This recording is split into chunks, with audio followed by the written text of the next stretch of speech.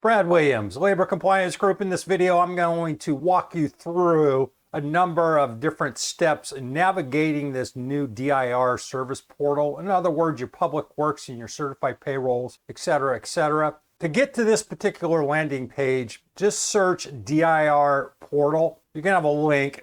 Click the link. It'll bring you to this particular landing page. Bookmark it because it's your go-to in order to handle all of your registration, your searching, and doing pretty much public works from now on.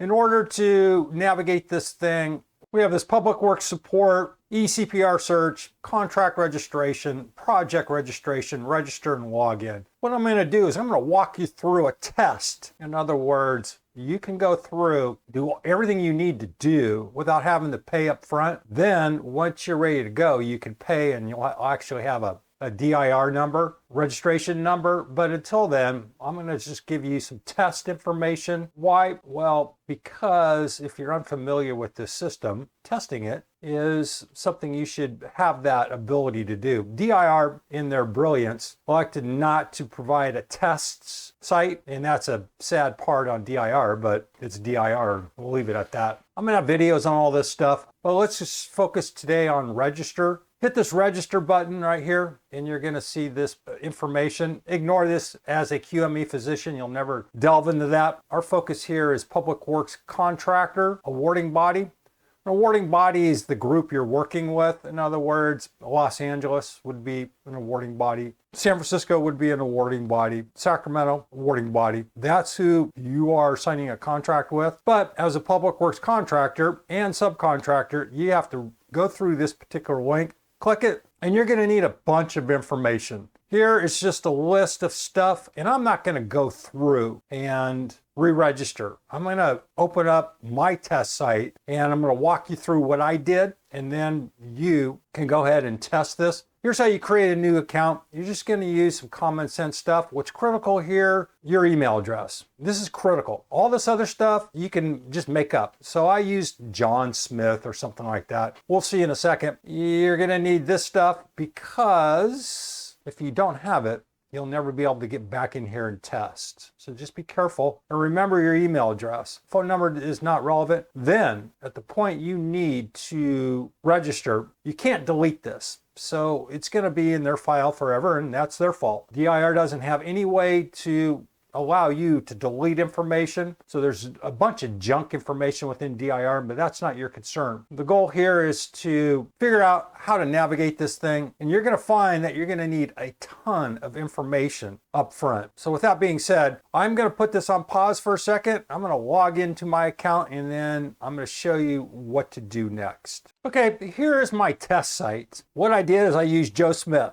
Here's the layout. Once you get your sign in, you're going to see a name up here. So this is just an erroneous name, Joe Smith. And then I have this profile and this logout. And the profile is this information here. And this is just all fictitious stuff. It's not a big deal. So you can put anything in there. What's critical is your email address. So just keep that in mind. Then from there, you're going to see where it says registration in progress. What does that mean? That means I haven't paid. So you can go through, unless you want to pay for a fictitious site, you'll go through this process. Then well, let's just go here. Let's see what happens here. Complete registration. So you're going to see all this stuff, and it's all just I just made up all this stuff. So you can do the same thing. And then you're going to see certification. And then I just didn't put anything in here. Why? If I can move from step to step without entering information, again, it's just a test site. So yeah, worker compensation, you're going to enter all this stuff. This is why I want you to test this, because they're going to ask for a ton of information. So you need to be well armed. So you're going to need certification. You're going to see, do you have any delinquent liabilities to an employee or the state for any assessments? Then are you currently debarred? Have you paid your $200 penalty due to being in violation of the registration? Have you ever been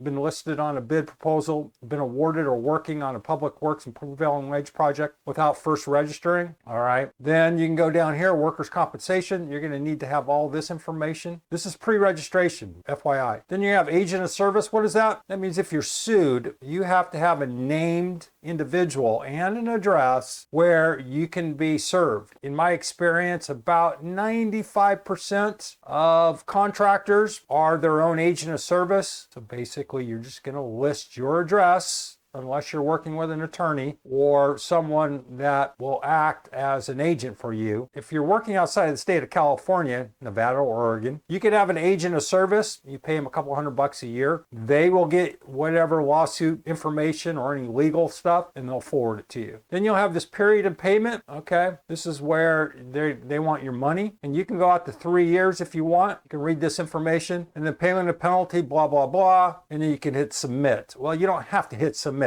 Just fill this out the best you can and then move on. Don't hit the submit. In other words, it's going to cost you $400 if you do. So there's just an FYI. That is the pre-registration, but you could see that I didn't complete any of this stuff and I'm already in their site. So that's where we are here. Now, once you're here in the site, you're going to get this Welcome Joe Smith. The way this works, and it says pending because I didn't pay. Again, this is a test mechanism, but this is the way it works. You're going to have some links here. You're going to have manage contractor employees, manage contractor users, manage contract information. You have this complete registration. Again, I just went through that. And then you're going to request addition to a project team. What does that mean? I'll show you in a second. Then you're going to see this information here. You're going to have my projects. Now, there's a lot of different hidden obstacles here that you need to be aware of. You see this, they call it a hamburger. This right here is going to have information. So just navigate, spend some time, and work through every one of these little kinks. And under here, you're going to have my projects, and you're going to see this export as a PDF, Excel, or CSV. Then you're going to have these filters, and they're going to be just a minefield of all the different variations that may or may not be applicable. Now, if you're a large contractor and you have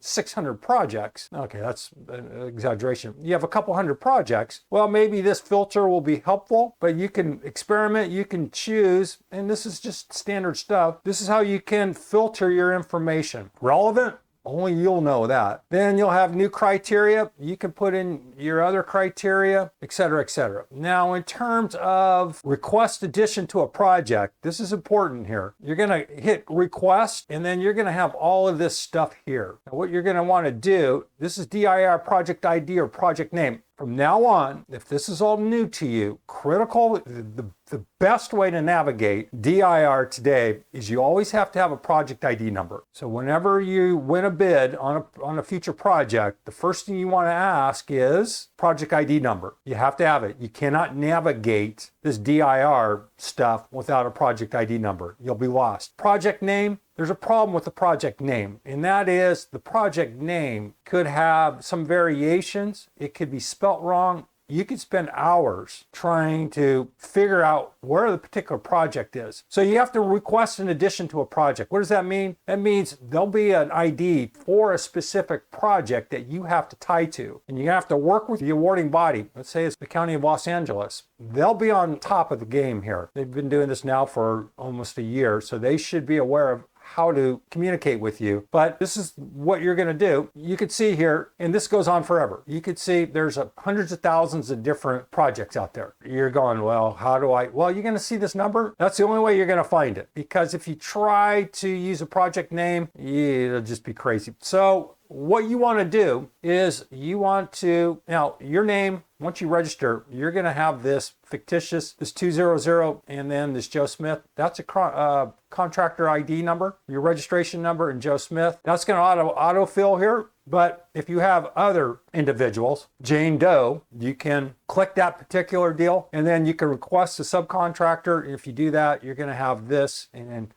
you can do, if you have 7 different subcontractors, if you're acting as a GC, you can list them accordingly. Again, you're going to go through the same process of using this ID number. You're going to see how screwed up this is, how hard it's going to be for you to find. So you're going to need to know exactly your subcontractor's ID information. You can see how difficult this is. And it's all about record keeping. You thought record keeping was a pain in the butt in the old system? Well, it's 10 times more challenging. But back to the task at hand, this is where you're going to put in something that won't get you in trouble. So what you're going to do is you're just going to put test. Just type in test, and what it'll do, give it a second, and you're going to see how many people use this system to test.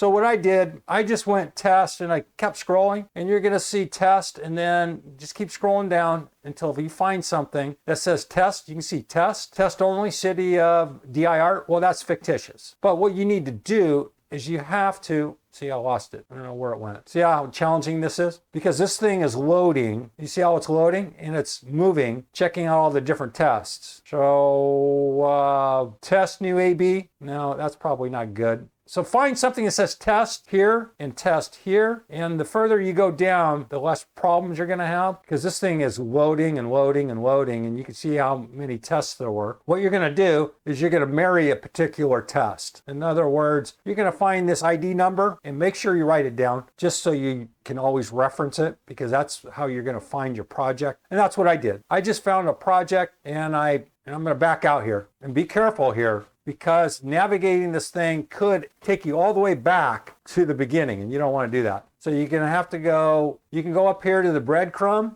and hit home, and I don't know where this is going to take us. All right, so you can hit that breadcrumb. And what I did is I found this test DIR, this particular number right here, and what it is here's all your information. So you got to have this ID, you have this number. What number is it? I don't know, because you're going to have this other number over here. So this is your project ID number. And it says over here, your project ID number. But DIR can't identify that and say it up here. And then you're going to have this number. This is all information from the awarding agent. So they're going to have all this different stuff in here. And you're going to be able to possibly communicate. There's going to be fictitious names in this particular example, but you can see this different data. This is the project that you're working on, so confirm it. And then there's going to be a description if it's filled out correctly. Then there's some dates here. So this project is supposed to start in 2004 and end in 2004. You have a start date, awarding date, et cetera, et cetera. Relevant? I don't know. You're going to have to determine that. Location? Again, this is test site. So, and then financials? I don't know. This is a $1.2 billion project. Again, it's 1, 2, 3, 4, 5, 6, 7. So you can just get a feel for this, but that's all that information's about. And if you have 30 different projects, you're going to list each one, and you need to track each one of those. From there, this is where you're going to play the eCPR game. I'm not going to get too deep into this because I'm going to have a different video, but you're going to hit submit new eCPR if you have a new eCPR, and then you can view eCPRs. You can search my project. Good luck with that, because it just is a real pain in the rear. From there, you can navigate all of this different stuff. I know I'm sort of doing this sort of wonky, but that's how you do this in terms of the registration. So I showed you a brief overview of how to register. Always use the test, never pay. Then at the point that you're comfortable navigating all of this stuff, then you can say, yeah, I'll do public works and I'll pay the $400, or you can pay out to 3 years. It's just 400 times 3. They don't give you a discount. From there, you can check out all this other stuff, and I'll have videos on all that stuff. But there you go. That's just an overview. You can manage your contractor or employee information, manage contractor users, manage contractor information. If all of this is new to you, in other words, someone said, yeah, DIR, public works projects are great, you should check it out. Well, it is a landmine of possible fees. If you don't know what you're doing, you're going to find yourself in some serious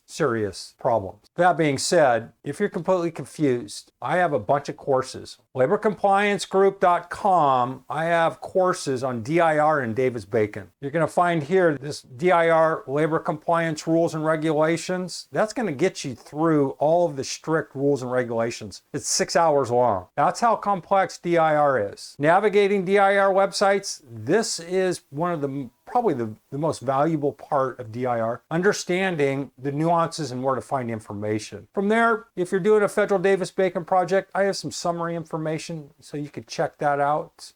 If you have any follow-up questions or concerns regarding this new registration format, comments. Brad Williams, Labor Compliance Group. Hope that helped. Thanks for watching. See you soon.